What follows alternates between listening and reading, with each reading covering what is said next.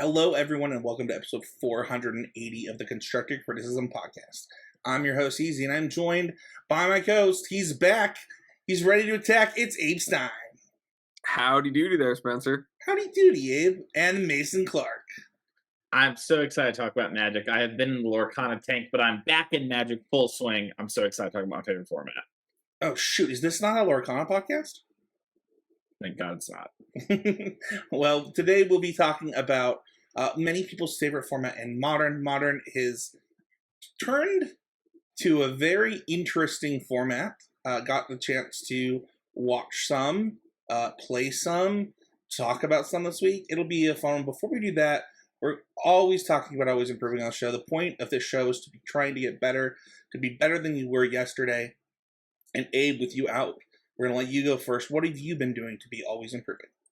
Yeah, so the last couple of weeks, I have been able to have the opportunity to play some RCQs, and especially get into like the Modern Streets, which has been really great. I have put down Hammer for the time being, which we might get to a bit later. I know we talked about a couple episodes ago in passing, but I have been playing Scam, and a big thing that has really been kind of helping me have a lot of success with Scam has been like really leaning into the idea of Cyber Guides being loose, and especially with a deck like Scam where it's so situational, decks can be built in Modern right now, at least with so much flexibility. Just embracing like looking at the game in front of me and thinking about the play patterns in it and the cards that I have, rather than trying to kind of say like, oh, it's this matchup, I do this. Especially when it comes to the mirror matches. Like I've been kind of rebuilding and recrafting my sideboard based on what I'm seeing in the RCQs I've been playing. There's been like a lot more rise of like Domain Zoo and like falling off of like Tron and Amulet and stuff like that in my local metagame. So really adapting to that, but then also using that to adapt to, okay, what is it I want to be doing in the mirror match? Do I think these people have ley lines, based on them having ley lines? How does that change my sideboarding? For example, there's a match I played against Jarvis at last week where we had spent a little bit of time before the tournament talking about how he had Nihil spell bombs instead of ley lines. And that was kind of how he was trying to approach his graveyard hate, was to be a little bit more on the side of having cards that were better for longer games interaction, whereas I had ley lines. And so when it came time for sideboarding, normally I'm like pretty low on the Scam effects, but knowing that he had no way to entirely blank them had me leaving in more of them, especially on the play, and also knowing that he knew that I had ley lines, boarding out less of my like not dead after alls and things like that. Knowing he would board out more of them, not needing my ley lines, but then kind of seeing us like both going back to sideboards coming for game 3. It was just this really like cool moment of like realizing I'm playing the shell game with my opponent and really engaging with that, rather than kind of like being someone who's only playing on that first level of this is what I'm supposed to do. And I think that's the only mirror I've lost in the Scam mirror, was to Jarvis there. I think he just like had better draws, got the better of me a bit, and also had out shell gamed me in that game 3, kind of being prepared for the ley lines when he saw me going back to my sideboard, whereas I wasn't prepared for him to bring back in Ragathans when he went back to his. So it's kind of this cool game, and really I just feel like through playing Scam and really embracing the way the Modern format is right now, I've really leveled up in that way and seen the results. So Kind of a small anecdote. What percentage of shell games do we think involve Ragavan in Modern? I'd say at least half. It's like a lot of them, right? Maybe like a third. I think it's like Ragavan, Blood Moon, and Leyline are like the 3 culprits right now. I don't know how you feel about it, Mason. Yeah, I'd maybe add Bowmaster to that too. I think that's in the same like vein as Ragavan, though, right? As far as like what's happening, because you're not like boarding in or out Bowmasters. Sure, that's fair. Yeah, I was just thinking about the way you play your cards, Right? But yeah, no, that's fair. I think that's reasonable. I hadn't thought about it very much. It's a very interesting prompt. Yeah, we talk about it a lot when we're like most of the playtesting that me, Matt, and Quentin do these days. Is like on a Thursday online, and like we pick up a matchup or two and play them throughout the night and just discuss and talk about lines. And like one of the most talked about cards is often Ragavan, whether or not we think that we should have it, whether or not that it's when to play it, stuff like that. So it's really interesting to hear that was something that came up for Abe as well. What about you, Mason? What was your always improving this week? Mine has been one that I kind of low key want to make an episode, or pitch an episode to y'all about, and maybe we will. But I've been really thinking a lot about just kind of this statement and what it means, and it kind of ties into Abe's, but that heuristics are the death of tournaments. Like so often, I feel like players make these game-losing mistakes because they lean on heuristics as not something that is a tiebreaker or helpful when they're really tired or whatever, but they're using them almost like a map instead of like a suggestion.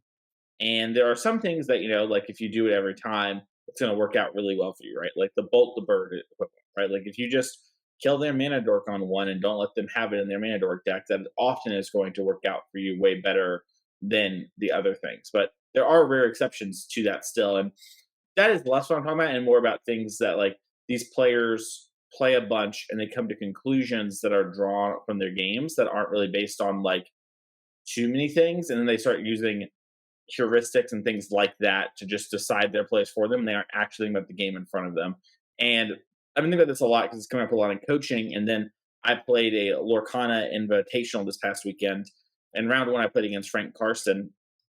And I was thinking about my hand, and I almost like kept a hand that I think was really bad in game one because heuristically I was a ramp deck and I basically had rampant growth in hand. But against Frank's aggressive deck, I needed to have like my Grizzly Bear essentially in order to contest his thing. And I almost, I think, made a fatal flaw at the very beginning of the tournament. And it just sort of rung in my head what I've been talking about in coaching of like heuristics are the death of tournaments. Like I didn't even consider mulliganing it when I probably should have against him. And, I ended up actually just redrawing another one, which, happens, whatever. But like, I was happy that I did that. And I was really plugged in all weekend where, I wasn't leaning on heuristics. I hadn't grinded thousands of games, but I knew what mattered in matchups. And I thought of that things each turn and led to a lot of plays I think are sometimes a bit counterintuitive if you don't know what you're playing towards and having a game plan. So I don't know exactly, but I'm noticing that people are losing a lot of games because they're just like, it's kind of like what Abe said, they were sideboarding, right? It's like, yeah, like you don't have your Ragavans in and the Rakdos Smear. And it's like, well, if things change or like their deck is different or something like that, like you maybe do want Ragavans, right? But like you need to have a reason as to why you're doing these things. And so I think it's interesting. Did we talk about that on the Pioneer episode? I feel like I've been bringing it up a lot. It's been really like plowing through my mind, like, how do I turn this into like a helpful podcast episode? Yeah. Because I do think it is big. I think so many people just make plays and they're just like, yeah, this is what you do in this spot. And it's like, yeah. Is it? It kind of goes along with, the old CC episode. Like, I mean, you even mentioned it there, just like why having a reason is so important. And using heuristics to make your decisions simpler is one thing, but using them as a law is not what they're for. Yeah, I think if they are the reason, that isn't all. If it's consistently the thing, that shouldn't be it, and they should be much more like tiebreakers. You know what I mean? Like, I got two really tough spots. What I do. I think it's really important to remember, just like as a player who's trying to get better, that like heuristics, like you can be misplaced ginger and play on heuristics and just play 1,000 hours and you'll win a lot and eventually it'll all come together. But if you don't have 1,000 hours or you want to like really try to push yourself to get better, you should just be trying to make as many active decisions as possible versus like being a machine who's clocking in and like making the, obvious best play on every turn and like playing the board effectively. Because there's just a lot of like, I think when I think about that, like there's a lot of opportunity to just be, not playing to the heuristics, but playing to the game, right? As soon as you're falling back on things that are, right, telling you what the game is supposed to look like without thinking about what the game you're actually playing looks like, you're kind of playing with your eyes closed. And so really trying to play with your eyes open rather than that gets you far. Because we're not, right, you're not a win rate robot. You're not just like a maximizing machine all the time. Like sometimes you will have decisions that are just judgment calls and there are correct, statistically correct or incorrect decisions you can make, but there's a lot of context and a lot of like things you can do that can kind of shed more light on the decision you're making rather than having it be so in the dark. Yeah, so for me, this week was different for me. I was a stay-at-home dad to one child. It's my little 2-year-old princess who I love dearly. I'm just going to shout her out. I think she's amazing. She's the easiest kid in the world, and I love her to death. Alicia is the best. And one of the things that Alicia will do is in the morning she'll allow me to like work on content stuff, and in the afternoon she'll allow me to like either play some matches of Magic while she plays with toys or whatever. Like she's very content just like being with Dad as long as she gets to do something in the day. So this week was, I would say my always improving moment was looking for like the best way to use my time and looking for opportunities to maximize my time. When you're looking for a job, you are a stay-at-home dad, also are a content creator. There's a lot of hours in the day that you get to try to maximize so that you don't have to burn as much of the candle as I'm often burning when I have a job and I'm doing all that stuff. So it's really good for my mental health. And looking for opportunities, I think, is sometimes something that needs to be an active effort rather than a passive thing where you're like, oh, there's an opportunity for me to improve there. There's like actually looking for a moment to do this thing or that thing is really cool. So, for example, I got to schedule some time to run a league with Matt Kling playing Boggles in Modern. And that was really interesting and enlightening about, we kind of had a disagreement about how the scam matchup would play out. And, getting to go through a league or two was really enlightening. So That's awesome. I'm glad you were able to like, I don't want to say contextualize it, but like actualize and do it. I think it's the word I'm looking for. So that's great. Happy it worked out for you. yeah. Patreon shout outs. So every week on the show, we like to shout out our newest patrons.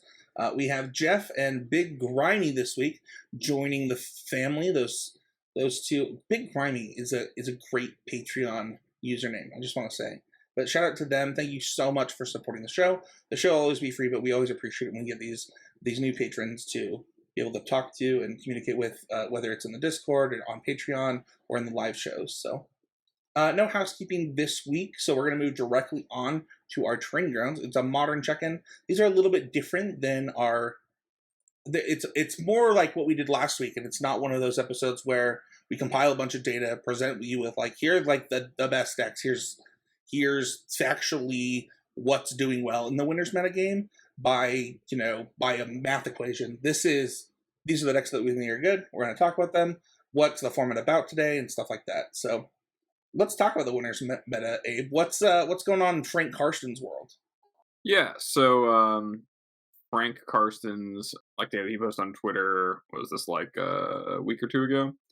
The best deck by quite a lot, and as far as being the winner metagame, is Rakdos Evoke, the scam deck. I think that's just like pretty cut and dry. If you've been playing a lot, I know I've had people I've played against on Moto in leagues have been like, I've played against scam every single match this league, or I've played a lot of RSQs where half the room has been scam. It's just like one of the best decks at for good reason. Obviously very powerful, is one of the best PT as well. There've been some breakouts like the various newer builds of 4-color, like the Cascade, of the Beanstalk deck, the Bringer Light Scapeshift deck, Amulet Titan, Yawgmoth, Hardened Scales, Rhinos, Murktide, a lot of the same contenders you would think about for Modern, for the last 6 months or so. But kind of the shakeout there has really been kind of scam staying at the top, and a lot of these things trying to bubble up to Prey. Yeah, I think if we're going to start anywhere in Modern, we should start with scam. To me, like, the reason these Cascade decks and these Bring to Light decks exist is to try to beat this deck. Do you guys think it's working? I think I pushed back a little bit on that's why they exist. I think the way they're configured right now is like that. And so like that is a big part of it. I do think it's starting to work a little. It's hard to know, right? Because like there have been a lot of things that have happened over the last 2 weeks, specifically when it comes to like 4-color stuff, which we'll get into a little bit later here. But like that is it takes like time for it to trickle down to paper. And that's sort of like those sort of things happen. So like, for example, this being the Frank Karsten post, like the Modern October 2023. And it's like, yeah, it's like, technically October, like much more like September, right? Like October's midway through right now. And things like the Bean, for example, are still getting picked up by players, and specifically Cascade Bean. So like, it's hard to know exactly. And there's a lot of like hesitance from players to like adopt things like that. But like, I can say that I've been like a pretty firm, like I'm just going to play Rakdos Evoke only. That is the deck I'm going to play. I think it is the best deck in the format. It has the most tools. It has the best mulligans out of every deck in the format except Tron. It is powerful and proactive, and it has the ability to win any matchup. There's no matchup is like worse than like a little bit has favored them. Like it's so hard for it to be that when your double grease being so strong. And if they do figure out a way to make it super favored them, it typically involves losing to a bunch of other decks. So I've been a huge Rakdos Evoke fan, but the four color Cascade Beam decks specifically, I think are playing a completely different game and honestly feel like Yu-Gi-Oh when I play them. Like it is not the same game, and I do think they are going to have to beat Evoke, and it's really about getting them in a place to beat everything else. I played the Bring to Light version of the deck. I kind of put my money where my mouth was as far as like a few weeks ago we had talked about what decks I thought were the best decks in Modern. Mason and I, had seen that Bring to Light deck and was like, I think this is different. I think this is where to be. Went and played that at an RCQ. My only RCQ this season. I talked a little bit last week. Lost my winning in, and one of the players there was playing the Cascade Beam deck, and we got the chance to talk about just four color in general. And I think that there are a lot of things going on with the inter-meta game of like it's like an arms race while trying to beat Scam at the same time.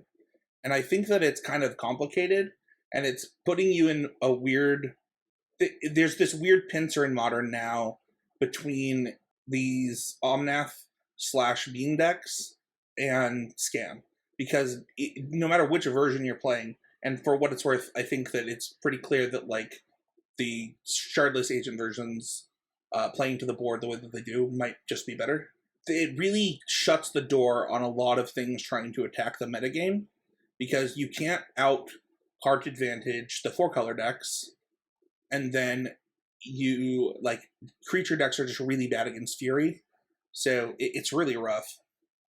And then you'd be like, oh well, like the answer is Hammer, and then it turns out that Solitude exists. See, it's funny. I think I have the privilege of living in an area where the local metagame is very, very quick to adapt. So, like, not last weekend, but the weekend before, where the Cascade Beans that get broken out, there were maybe 4 or 5 players playing it locally. Like, they were like trying to like attack the metagame and be like, all right, yeah, this is the new thing.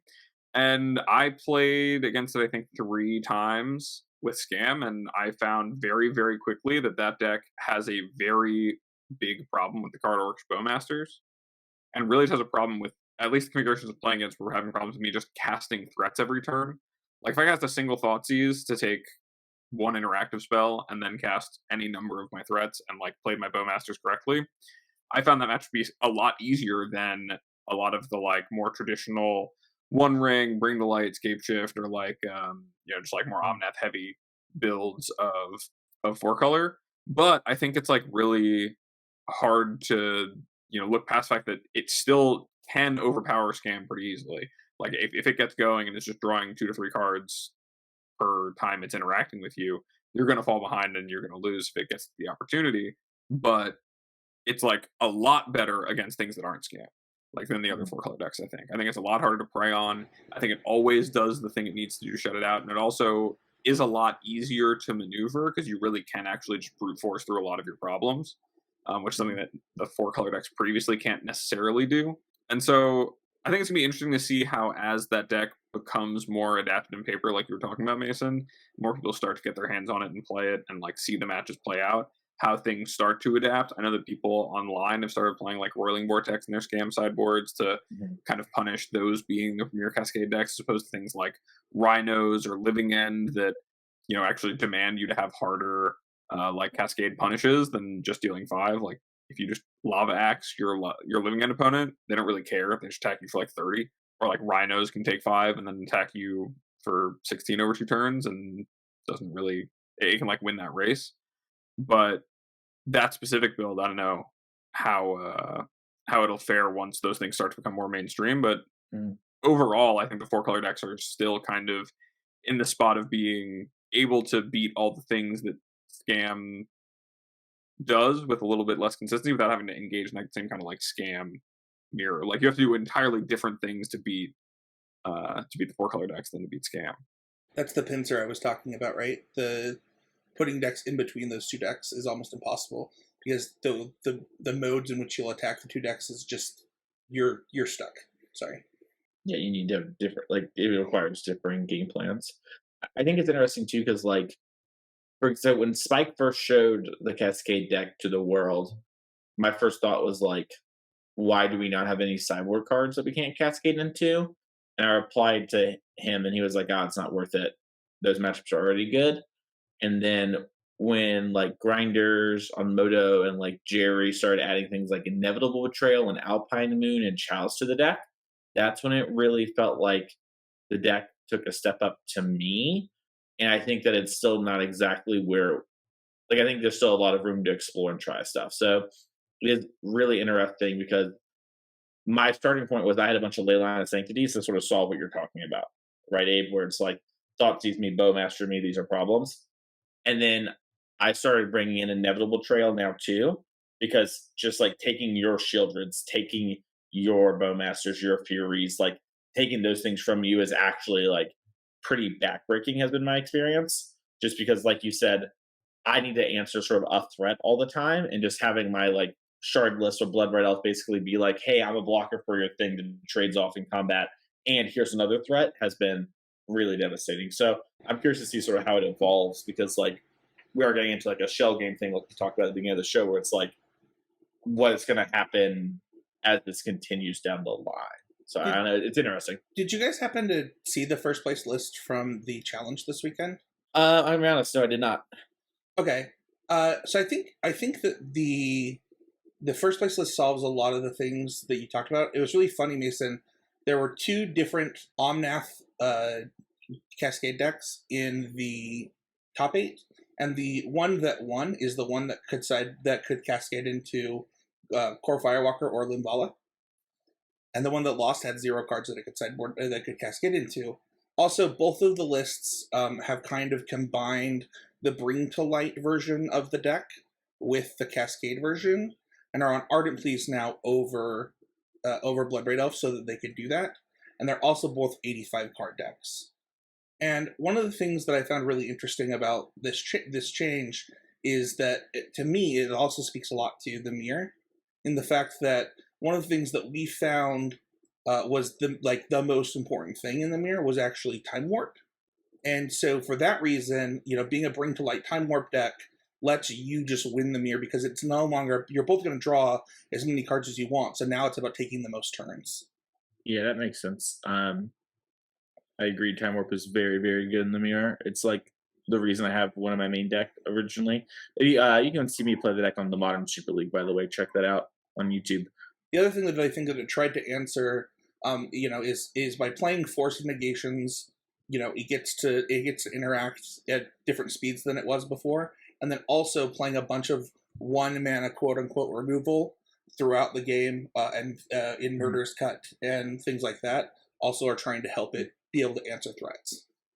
Yeah, that's interesting. Force Negation was a card I wanted to play, but I liked having the bodies from Bloodbraid Elf because decking was a problem, so actually winning the game was good. And you obviously Force Negation plus Bloodbraid Elf, not a combo. Yeah. But now that's gone thanks to Ardent Plea, which low-key also does help with winning the game too, and is obviously very strong with both Solitude and Force Negation. This is pretty cool. I don't love that I'm 70 cards, but it's not the worst thing in the world with all these Cascaders. So this is a very interesting build of the deck. And I think the 70 cards is like a concession to what you're saying about Bloodbraid Elf, right? Like, you draw so many cards that your cards in library actually is a pretty important finite resource to manage. It's actually why Time Warp was so important too, right? It's because like you had to be able to close the game out, and because you just had a bunch of like dudes lying around from your Cascade creatures, Time Warp just became this thing that both got to close out the mirror and also just like close out the game when you're like, okay, I'm gonna deck myself. I actually just need a Time Warp now. Yeah, exactly. Like, if you get to take more turns while also drawing the cards and everything, then, and also you're dealing like, you have an Omnath in play and like a Shardless Agent or whatever, like an extra turn there is what, 6 damage and like 5 cards or something, depending on what else you do in your turn. That's huge. Yeah, I want to point out too that like one of the builds by, I don't know how to exactly say the first part of their username, but Dota, Arceus Dota, I believe is how you say it. They have Nahiri the Harbinger in their deck to help with winning, and a one of Emrakul the Aeon's Torn. And Emrakul is actually a card that I was wanting to play in my main deck for the Cascade Mirrors, because you can Endurance, but what ends up happening in these 4-color mirrors is you end up solituding all the threats away over the course of the game. It becomes this weird shell game of like, well, we're Endurancing, but we don't have threats. So Emrakul is a way to actually just move to hand size and discard and shuffle everything back. And just still everyone's going to solitude each other, but you don't actually deck. And now that you have extra lands in the deck, it's actually a little bit more feasible to get Emrakul into play, where in my deck it was actually kind of hard to cast Emrakul and took some real mega mind planning. So it's like 21 or 22 lands, right? No, this one has 27. Yeah, I had 22 lands. Yeah, that's what I meant. That's what I'm saying. Yeah. I had 11 lands that could produce mana, so you had to set up Omnath plus fetching the last land in order to put Emrakul into play. But yes, anyways, it is interesting. I will say this. I do not like the fact that 70-something cards is like the right way for things to go. You know what I mean? Like, if that's actually right and the bean is so good that we only lose because we're decking and stuff like that, where like we need to have all these things, I really don't want the bean to be around then. But that's a different conversation topic. That is literally what my team talked about this week. Okay, we talked about both these versions. We talked about them kind of combining. We talked about the scam matchup. Should we talk about the deck that's supposedly going to beat this? If it's the next one on our list, yeah, go I'm for calling it. Cap. I'm calling Cap. Call it. Yeah, I mean, Amulet Titan's up next here. Amulet Titan. So this is a deck that, like, let's take a time machine back to when Mason had no gray hair and was winning all the time, and it's Yorion 4-color. This was a time when people thought Amulet Titan was one of the best decks against 4-color. And I think it was a winning deck against 4-color, especially if like skill level was the same. I think the Amulet player won those games, and then like, you know, if you were better, then it like evens out, and then if you're worse, it's like, you know, good for the 4-color player and vice versa. But right now, with the way these decks are built, I don't think it's a problem, because what would happen is, as an Amulet player, you kind of won one of two ways, right? Like you had your turn 2/3 kills and you overwhelmed them because it was so quick, or you like chain threats, and the chaining of the threats was what won, and you did that and were able to win because your opponent couldn't actually keep up with cards with you. And as these like One Rings become more popular, and I'm sorry, the One Ring deck and then the Cascade Bean decks become more popular, you actually just have all the cards like all the time, and it's very easy to beat Amulet. I would say that it is like not a matchup I would choose to play against, but it is one that if I ran into like 3 times over the course of the tournament, I would not be complaining about. You know what I mean? So I also don't think that deck is good against Scam. So I really struggle with like, why am I playing Amulet?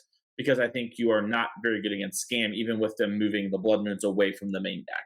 Like just on a like core level, what Scam is doing, I think is strong against Amulet. So I would love to be proven wrong / have a conversation if someone disagrees, but I'm really stumped as to like why this is the case. No, I think that for what it's worth, that I have had similar feelings about this, especially in the Scam world. The number of times where, you know, me and my friends have talked about like, oh, like we should consider Titan, or Scapeshift specifically has come up a lot. In fact, Matt even played Scapeshift in a challenge a few weeks ago. And the thing is like, yeah, on the Scapeshift side, I do think that you'll dumpster these 4-color decks, just because of like they're not playing Counterspell anymore. I guess they're playing Force of Negation now though. But anyway, my point is that I do think that would be a rough matchup for these decks. But on the Titan side, like, okay, so I get a Bean into play, and if you don't kill me, I untap, and now what happens here? I play like what's the sequencing here, Mason? Where I just solitude your thing, I kill it with a Leyline, and then we start over again. You once again play a Titan, I kill it with Solitude or Leyline, and we start again. Is that? I mean, it can't be Leyline is the problem. Leyline's not a good plan against Titan because of Boseiju. So the first Titan gets packed bounce land. Then you're in like, let's say I binding you, Spencer, and then you're on your next time you go lol, bounce land, Boseiju, get my other Titan back. That one gets the next Titan. So you need to end with your bindings and then start with your solitudes. Sure. And obviously there's some amount of like, you know, binding is really good if they go for the haste, because they go for the haste and they like don't have a chain going. But like it is creating a weird spot where it's like you have to like have a lot of it and you need to consistently have a lot of it to force evokes who are committing their mana to that. Sorry, Because evokes will get I there. think I didn't ask my question right. My point Okay. is that historically you had mentioned how this deck would lose because they'd bury you in Titans, right? But now Mhm, all of your answers redraw. So it's not mhm. like you're losing card advantage by killing this Titan. Yes, I get you. Yes, I agree. Yeah, it's a spot where like maybe shifting up what the Titan does to win might need to be the thing, or like relying more on Cultivator Colossuses to like put a bunch of Titans in play or a bunch of things on the same turn, which was typically the best way to get through that in the past. But it's definitely a problem.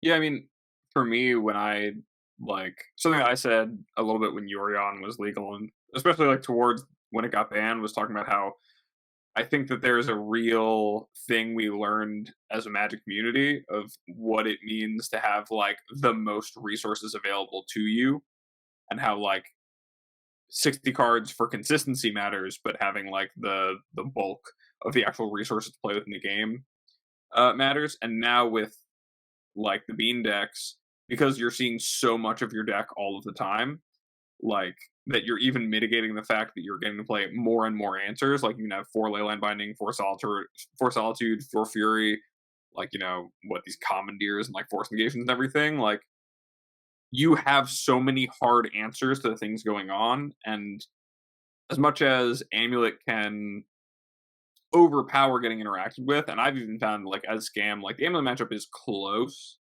It's like I think Scam is favored, but there's a lot of games where like Amulet just draws it, like does its thing, and I don't have a terminate, and then the Titan like runs away with the game. It's really different for the 4 color decks because just solituding, there's like what 7 cards in the deck that really actually kill you, maybe 8.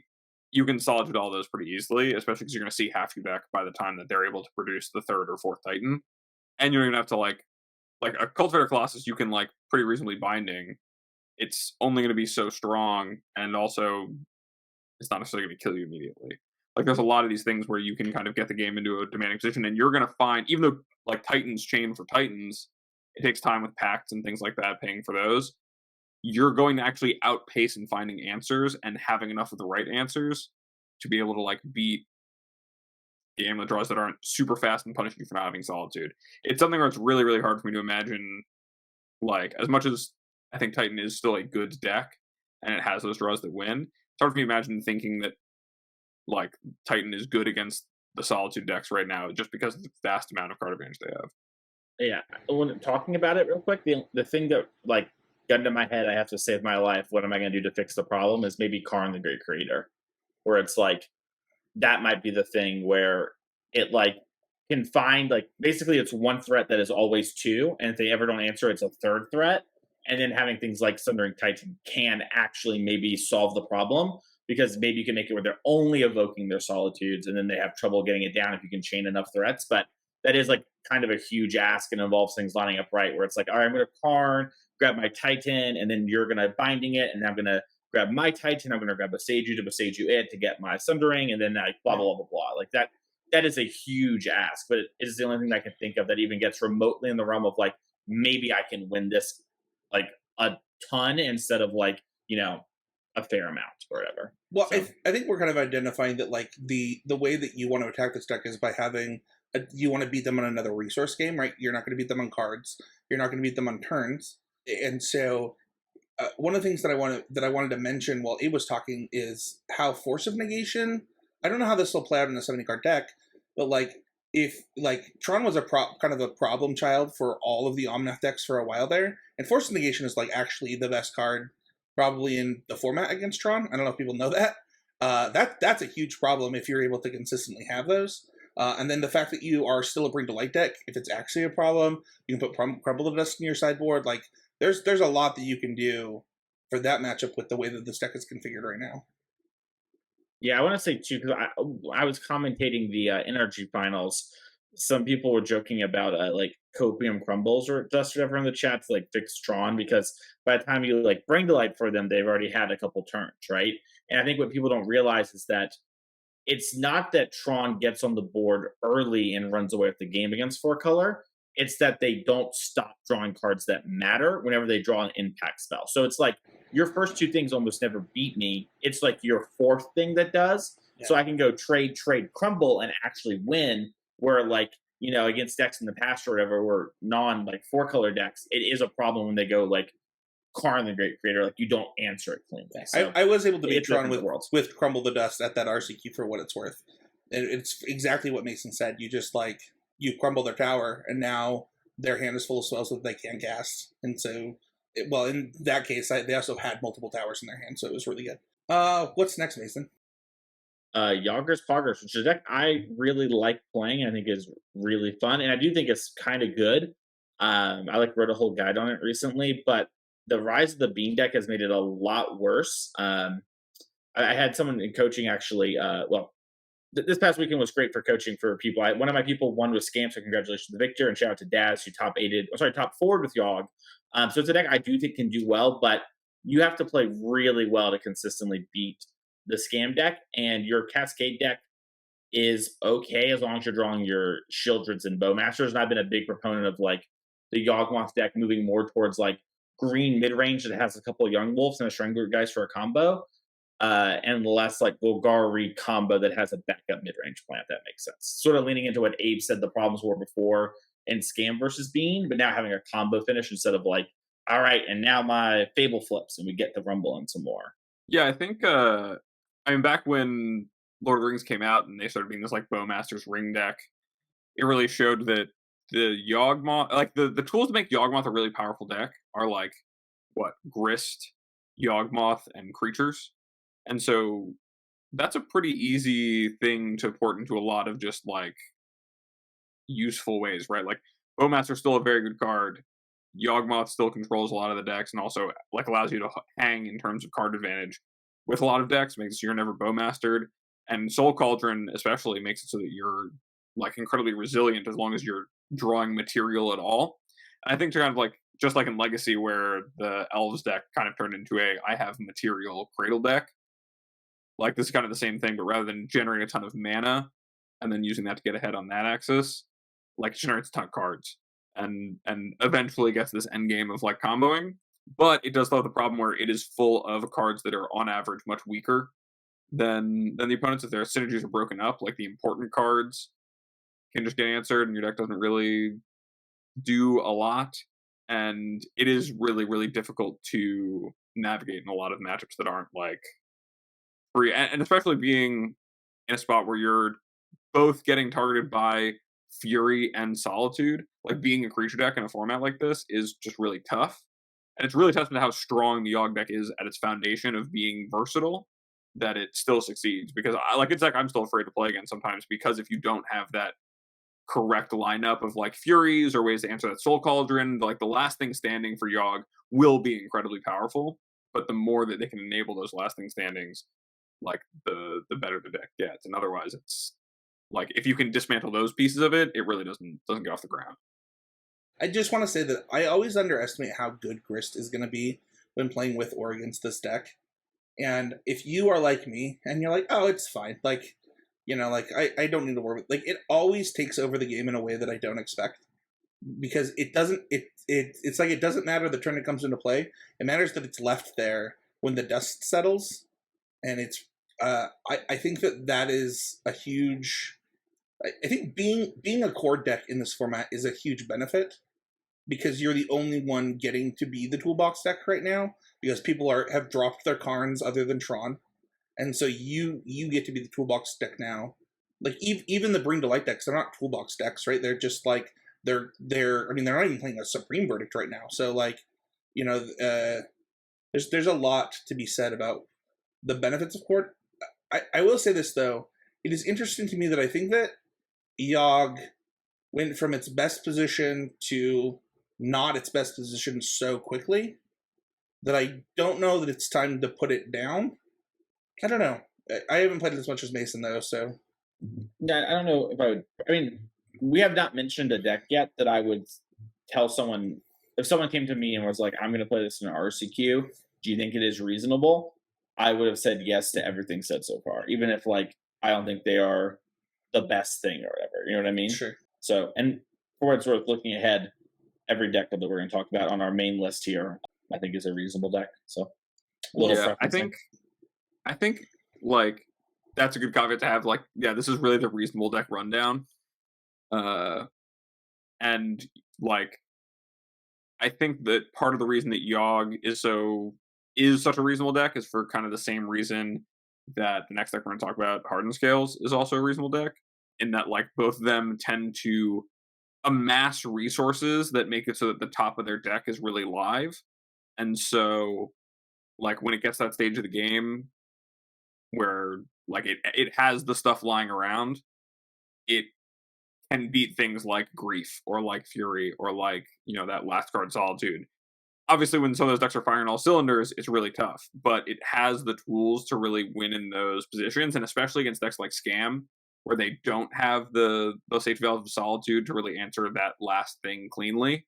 I think it's really an important distinction about like Scales. And I know we talked about it a couple weeks ago, Mason, about Scales specifically, and like I personally felt like it was a little clunky, but the more I've been playing Modern from the perspective of Scam, the more I'm seeing that it's actually not so much of a death knell against so many decks to be a little clunky, because there's a lot of pressure put on by Scam existing to like be resilient to just having to play off top of your library, right? And same with Solitude to a certain extent. If your opponent isn't, if they're like a one ring build, not like a Beans build, or they don't have the answer immediately, like you'll be in positions where you're just kind of waiting for the game to really kick off in either direction. And playing off top of your library effectively is something I think I really look to in decks that I think are among the reasonable crowd, right? Like if you're going to be a deck that's going to be competitive in this format, you need to be able to be top decking and have really, really potent draws,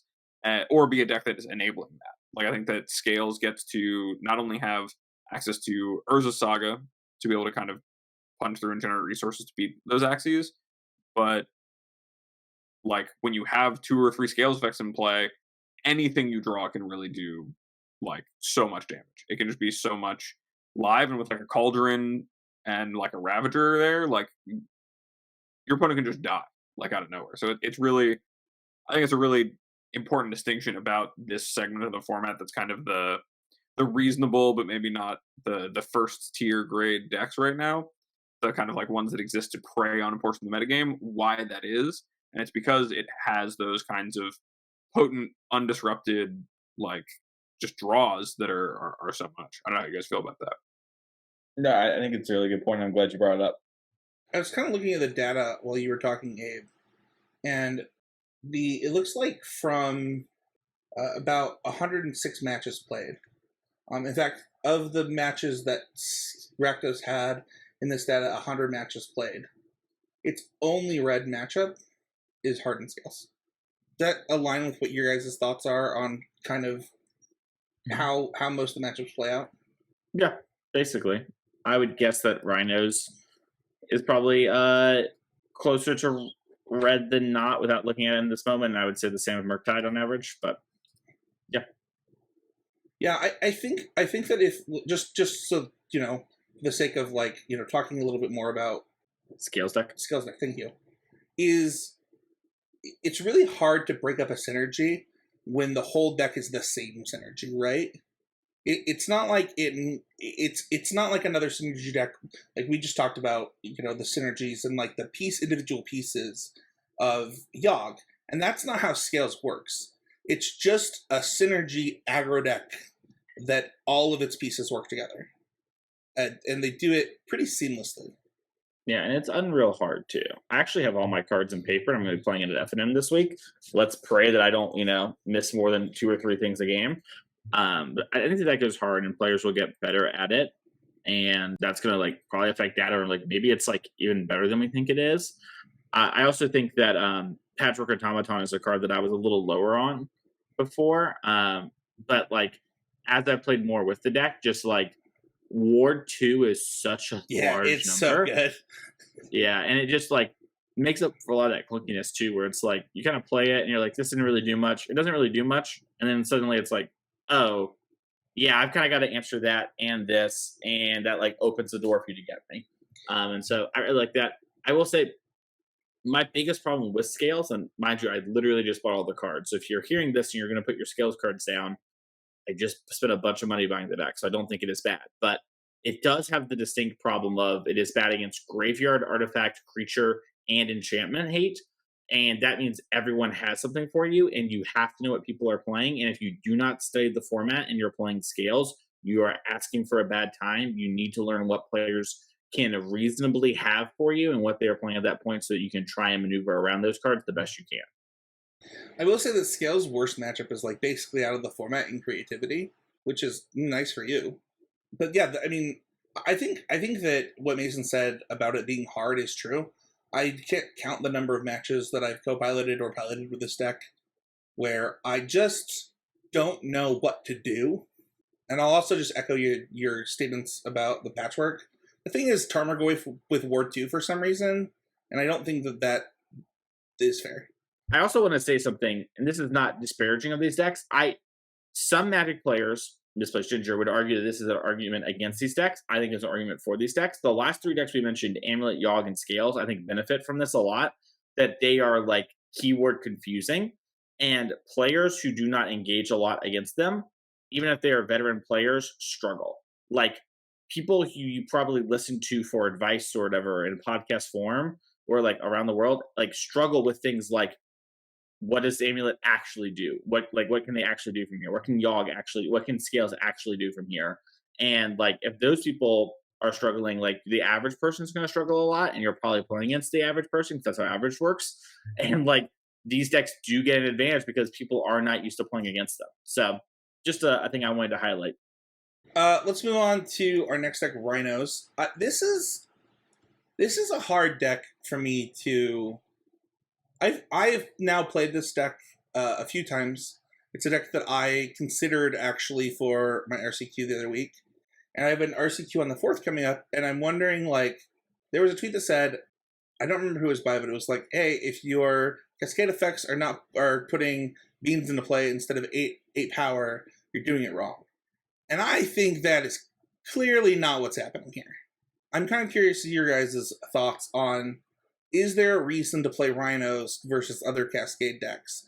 Because right now, one of the Cascade decks has completely fallen off. Like a deck that 3 months ago people were talking about was, or maybe 4 months ago now, people thought might be the best deck in Modern. And this deck then followed it as maybe the best deck in Modern. Now we have a new Cascade deck. What's going on with Cascade decks, and where does Rhino sit in it? I mean, my thought on Rhinos is still just that it's trying to do kind of the same thing Scam's trying to do and play like an efficient answering early game, and then like based on the free spells, and then put a clock into play and close. Except it does it a little bit worse, and then also, but like the upside of it is that it gets to play like a little bit more instant speed, be a little better against maybe like against like 4-color, especially ones that are playing like the One Ring, things like that, where you can actually kind of interact on the stack with them. And that was strong, but that's really shifted away. Right, like now that they're casting into beans, they're just gonna like brute force you, not care about your Rhino tokens. You're also not gonna get a positive exchange on them because their card advantage is so cheap. And so like I don't know, I've actually been thinking that I think Living End is like 2 or 3 weeks away from being just in a really good position, the way I've been seeing people like rebuild their sideboards and reconfigure things. Like I know I've been thinking of Leyline of the Void as kind of slowly becoming one of the worst cards in my sideboard. I think a lot of the 4-color decks, they're still playing like an endurance or two, but most times they need that it's for their own graveyard, not as like graveyard hate piece, and they don't have a lot of good dedicated graveyard hate. There's not really a graveyard deck out there. And I think a lot of the rest of the format is like trying to play to the board in ways that Living End would be good for. And so if I was going to try to do that angle of like, I'm going to have an instant speed threat that's going to do everything for me, that would be my place to go. But I think Rhinos is just a little too, it's kind of like falling behind the times in terms of what matters with the two pinchers of the format, right? Like it used to have a good angle on one of them, but since that one's like become more lean and really like leaned into Beanstalk, it's been a lot harder for it to find a favorable position, at least in my experience. Yeah, I agree. I think you mentioned like like what is it doing, and I think it is like being the tempo deck in the format, and being able to interact on the stack more, where Scam is much more like a stompy deck. That's my sort of thoughts. I think Rhinos is fine. I think a lot of subtleties in the deck make sense. I think it's pretty good. I actually think Doomwick's idea of adding Shield to the deck isn't even the worst thing I've heard. His mana base is though, so figure that part out. Yeah, I liked this deck a lot before Beans, but I actually think that like one the fact that the Beans deck rather than the old Omnath variants, I mean, I guess they're kind of adjusting now, so and they can adjust whenever they want, but the fact that you now have Fury and Solitude both, along with just playing a bunch of actual 4/4s, it just makes your 4/4s not keyword big anymore. It's just so easy to block them that I'm not about it. I really think I'm always surprised if people play less than 4 subtleties in their Rhinos decks right now. You're such a Just believer. it is good against every deck we've mentioned so far, and then people are like, I don't know, I don't think it's very good right now. It's like it's good against Scam, pretty good against Beans, Yeah, good against Titan, good against Yogg, good against Scales. I love it, man. Stand on your soapbox. You've earned it. Yeah, it's just weird to me. I don't know. All right, let's talk about top 2 favorite decks in Modern that I can't play, and we're going to talk about Murktide. I actually want to give a caveat. I actually don't think this is reasonable deck gamer right now. I would like to hear why you think that. So, while historically Murktide was like a 50-50 deck against like different versions of the 4-color deck, I think that both the Cascade version and the Bring to Light version actually dumpster this deck. It looks like, I don't know how they're combining the data on the website that I'm looking at, but it does say that 4-color has a 64% win percentage against Murktide. And the problem that's happening, especially the Cascade version, is like, okay, so like, are you going to counter a Bean? Like, obviously you have to. Okay, so now they have a 2/2. That's going to happen again and again, and like, you just can't pull ahead in the ways and like have the game be equal in the way that the 1-for-1 Jund deck that is Murktide wants to happen. And that's even true of the Bring to Light version, where like, if they can sequence their spells in such a way because they're playing Beans and Rings and whatever, that like, okay, well, I have to counter this. Well, now I get got by that. And then the fact that all of them are now playing Teferi too. Like, there's none of the versions aren't playing Teferi anymore. It's rough, man. It's rough in the streets for Murktide. In addition to that, like, I do think this. I do think that Murktide is, it's got a favorable Rakdos matchup. Like, that's factual. But I don't think that it's favorable enough to just lose to not a quarter, to 15% of the metagame pretty easily in the form of Omnath. And you were already a 50-50 deck, and some of your best matchups like Creativity are gone, and yeah, I'm not a believer. I wish I was a believer. I would just play it tomorrow. Yeah, I think that the biggest thing Murktide has going for it is that against Scam, I think it is a favorite. Maybe like not a huge overwhelming favorite, but I do think that the matchup like is on its side, and I think there's a lot of the decks that are gaining in popularity and gaining in metagame share, like I don't know, like Domain Zoo or even some of these creature decks that have a hard time with Murktide in a way that answers things way that Scam can't. Like, I think they're actually a little bit ahead in some of those matchups where Scam might be a little bit behind. But I do think all that you're saying about like 4-color is really true. I think that like the Murktide versus 4-color matchups have, like, before it was kind of this, oh, who's actually ahead, who's behind, week to week. And then that was like back when Yorion was legal, and now it's like, no, it's just not even close. I think it's like really hard for Murktide to be like hanging in those games. But outside of that, I think your matchup spread is like not the worst. I think you have a lot of game against a lot of decks, and even with 4-color, like, it's still winnable. And I think that there are still builds where you are more favored than others. Like, you have a lot more game than others, and the like the Murktide plus Counterspell is still a lot, and like Ragavan on the play is still a lot. Like these things don't just stop existing just because in the aggregate the games are bad for you, and so you always have a lot of game, even if specifically the 4-color matchups are not good. So I would consider it like a reasonable deck, but compared to where it's been, it's very far below where it has been recently. I think like between Bowmasters and like the way the 4-color decks have become built, there's a lot of reasons to say Murktide is in a bad spot, but it's still just a really strong deck. Like the blue-red cards are still very playable, and you can still win a lot of matches with them. Yeah, I like what you said there about how like this historically might be an all-time low for Murktide, but like that low is still like in the outside range of playable, and like sometimes it's hard for me to differentiate my experience in matchups with what the like aggregate is, specifically in matchups that I feel like are solved once you know them. For example, like Murktide versus 4-color, and so to me, it's just like I haven't thought the matchup has been good for like a year and a half, and it hasn't been a moving factor. So that doesn't change that it gets worse, but it might just be that also it's even more worse than I thought it was before, and it just makes it like an untenable matchup. I I know think that Twinless. Oh, sorry. I was just saying, I think it used to feel like a player diff matchup, and it does not feel that way anymore. I always thought it was super easy if you just like once someone told you what to do, which was just to play bingo. Like you have 16 removal spells. They have 3 cards that matter. Just don't get got, and like you will just win the game. And once you like had that information, the matchup was just trivial. But I'm sure there's some amount of player skill that goes on in there. Of course, I'm oversimplifying it a bit. Anything that's bingo and magic isn't true. But what I was going to say though is I think I liked what Twinless Twin did with his deck at the Energy team event that he won, where he had like main deck subtleties and forces, and was like leaning more and like I am less of a gen deck and more of like the tempo deck, and I'm trying to play that role, and that's how I'm trying to survive these games.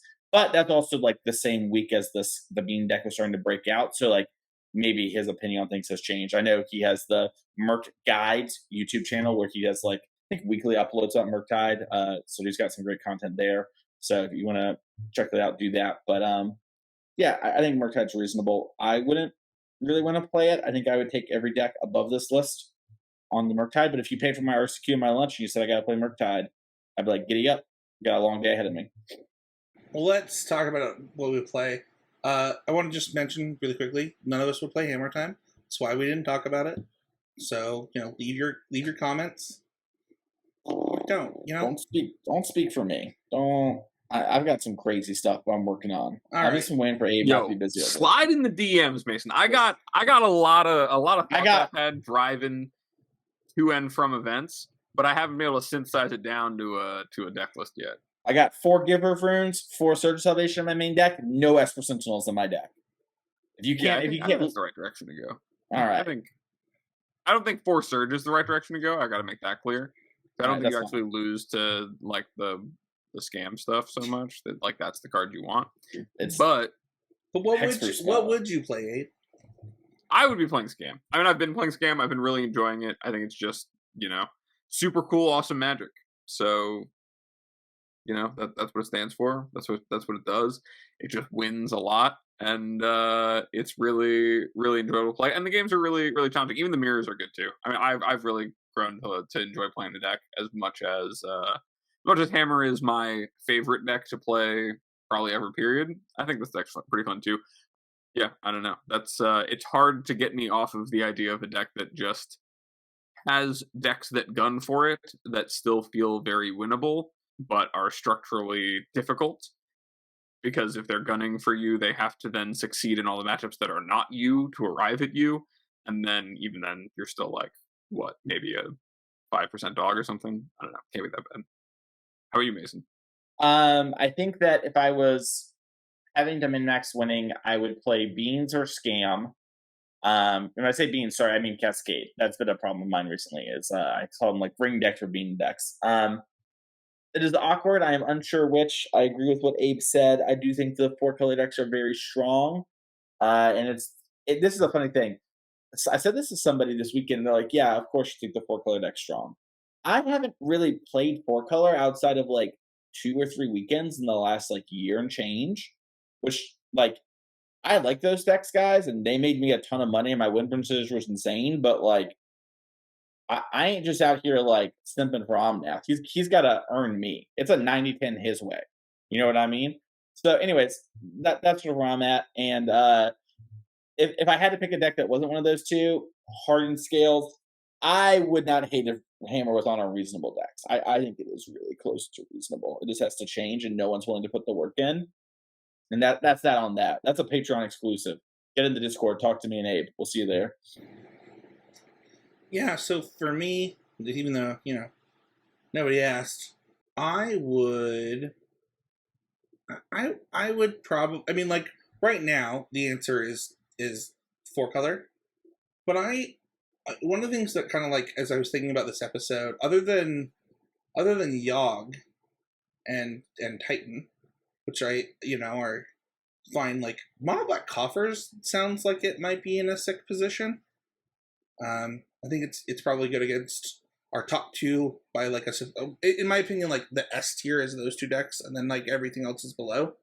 And so a Mono Black Coffers being good against the S tier, and also getting to be kind of like, just like, a Karn deck and things like that has me interested. And I've always hated that deck, so if I'm feeling that way, I think there might be some truth to that.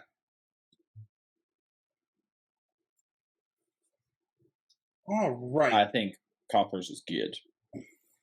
Good talk. You saying that made me want to play Coffers League. I haven't done that yet. I love to draw Coffers. That's one of my favorite cards from like. Here's the thing, like I think the day. deck has been kind of mopey and like whatever, but it actually is good against those 2 decks. Yeah, Bowmaster and Shielded are good against both Ring and Scam. Like those cards are like. Yeah, so like I don't know. I've been like off of the Coffers plan, but like I don't know. Like it's not a big mana deck, but it's like a big enough mana deck. Exactly, exactly. You get it. It's about how you use your mana. I also never played against the Coffers deck. Still, nor have I like run into it in coaching, and it is just like this black hole in my Magic spot right now, and I refuse to like play it myself because I want it to happen naturally, and it's a really weird thing. You can play. I have to watch some of it in the wild at an RCQ, and I was learning things. It was about what I expected. If you want to ask questions of the podcast, one of the best ways to do that is join our Patreon. If you're a patron of $5 or more, you get access to the Discord, and you can ask questions like this one. What are some things that you couldn't go to a tournament without, i.e. water bottles, snacks, or whatever comes to mind? This comes from Joaquin, by the way. Abe, I'll let you go first. I've seen you at a tournament. Let me go first. I got a lot of favorite things to bring to Magic tournaments. Big water bottle. Can't live without that one. Headphones. Big music between rounds person. Deck of cards. Play some cribbage. Maybe find some other way to entertain myself between rounds. Not a huge bring snacks person. I'm usually a buy snacks person or bum snacks person. Don't thumbs down me, Mason. What is that? Do not do that to the video podcast. This is Mason Clark has discovered reactions in our video software. We're all in trouble. Oh wow. Yeah, I would say constructive criticism wristbands. I don't go to events without those these days. Give them out to listeners, respectful listeners who wanna get in on the goodness happening here. Yeah, I don't know. Positive mental attitude. I don't try to enter Magic without that. That's for sure. So yeah, it depends on the event for me. Like if it's a pretty big event, I'll typically go to the grocery store and get like either like one of those power pack snacks, like a meat and cheese thing, as well. Abe and I are just like we have the same water bottles, so like we're ready to go. We've also got the good lid on it. No, that means no Stanleys, people. You can't bring your Stanleys to a Magic tournament. That doesn't work. It's got to be. Wait, what are you looking at me like that, Mason? What's a Stanley's? Do you know what a Stanley is? No, that's why. So I don't know. A second ago, I said, "What's a Stanley?" Oh, so I was kind of wanting to know what it was. So instead of a water bottle, it's a cup. So yeah, no Nalgene's either. Yeah, Nalgene's waft. That's so I can't believe. people still swear by Nalgene's. I got a Yeti. I've looked at this now. I've seen these though. These are So yeah, so water bottle's pretty high up there. I'm also like a big playmat guy. The one thing that'll end up happening at any big Magic event for me is I'm just like people will just take your space and it does not belong to them. And when you have a playmat, that just doesn't happen. It doesn't. And I love that. So a big playmat guy. And then I also am gonna have the constructor criticism wristbands. I walk in, I just start throwing wristbands at people. I'm just like, take it. Obviously. No, but water bottle snacks, like I always have like granola bars or whatever on me. I actually forgot them this weekend for the Lorcana Apex thing, and thank goodness we had an untimed round, so I just ran out and got food and came back. And so that was a fun little moment where it's just like I gotta go. But Mason, I'm going to say a Sharpie. A Sharpie was the answer, Mason. oh, I mean, I keep that thing on me. I'll say this: I don't do things between rounds really. I made a new Magic format this past weekend. I had like Nathan Stoyer play it, and he had fun, and that was cool to me. But I did not want to play it. Like it was. I do not want to engage in games between rounds. I am very much like I would watch Spencer play a Switch, but I would not play a Switch. Dude, the funny thing is I used to love to play Magic between rounds at like Grand Prix and stuff. And when I stopped doing that, I had so much more fun at Grand Prix. So it's about the gathering, people. If you want to join the conversation, don't forget to check out the Patreon Discord or the public Discord for the He's Game Media stuff. YouTube comments are one of the best ways to join the conversation. We read them, we love them, we appreciate them. You can follow the show on Twitter at CCMTG. We're also on TikTok, Threads, all the places. All the places. You can just look for CCMTG Pod or CCMTG. Don't forget to check out Sam Black's podcast, Drafting Archetypes. Hey, were you disappointed that this week's was black-green instead of some random thing concoction from his head? It wasn't just like, these are, all the cards that say Scry 3 on them that play together and form Exodia, yeah. Sad to have a real format, a real archetype in the format. He went deep this one. Where can people find you, Mason? You can find me over at Twitter at Mason E. Clark. You can find me at twitch.tv/TheMasonClark. You can find me each and every week at Card Kingdom writing an article. This week I wrote a lot about Four Color, so if you're curious about that, I got a lot of thoughts over there. You can reach out to me for coaching. I do have some availabilities left for November. You can do that via my Twitter, which is once again Mason E. Clark, or my Gmail, which is the same with just Gmail at the end. Put coaching at the byline. That way I know where you're coming from. And yeah, Abe, where can people find you? Find me over at twitter.com/morenothings. And also at morenothings@gmail.com. You want to get some coaching because Mason's too full up for the month of November because he's so popular and so talented, and Spencer is so selective.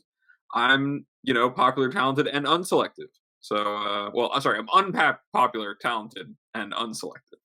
So, I'm really the middle market guy for you. But yeah, that's where you find me. How about you, Spencer? I am selective, but I don't feel bad about it. You can find me at Spencer13. Oh, no, that's not true. You can find me at Heezy Game, baby, over on Twitter. You can email me at spencerhowland@gmail.com or DM me for coaching. I have quite a few more spots now. I'm opening it up a bit more, focusing on that. I had some great sessions last week. Everybody re-upped. So things are going in the direction that I'm looking for. Yeah, hit me up for that. And then you can also find me on the Need to Nerd podcast and the Smash 3 podcast. Thanks everybody so much for listening. Before we go though, what did you learn this week, Gabe? I learned about Stanley Cups. That's I didn't know about. You learned about the hockey championship, the Stanley Cup. No. Whoa, no. That's not. Wait, Spencer talking about those at the tournaments? I thought it was these like big water. Can you imagine somebody being like, "I need a drink during my Magic tournament," and just like having the guy that rolls out the Stanley Cup from the NHL, and like, that'd be great. What about you, Spencer? What you learn? I learned that my daughter is a cutie and wants to be on the show. Don't grab that. No, I honestly I kind of learned a lot about the pace in which Modern can progress. People often are like, oh, moderns kind of can get stale, like things, and after Lord of the Rings, people were convinced like things need to get banned, and like the format was stuck where it was. And I think every time we've talked about modern since Lord of the Rings, the format has shifted a lot. I learned that neither of y'all have ever heard of Super Cool and Awesome Magic. What? Super Cool Awesome Magic? Rakdos Super Cool Awesome Magic? I don't know what We that talk is. about that deck so much today. Oh, I didn't know the super cool and awesome magic. Oh, that's Scam. what scam stands for. Wow, that Yeah. was way over my head. There you go. Way over my head. Well, thank you, everybody. Yeah, I don't know why Wizards doesn't want to promote that name. Seems like a really good thing. It's such a great name. I don't know why they hate it. Thank All the you, money. thank you, everybody, so much for listening. We'll see you all next week with another episode of Constructed Criticism.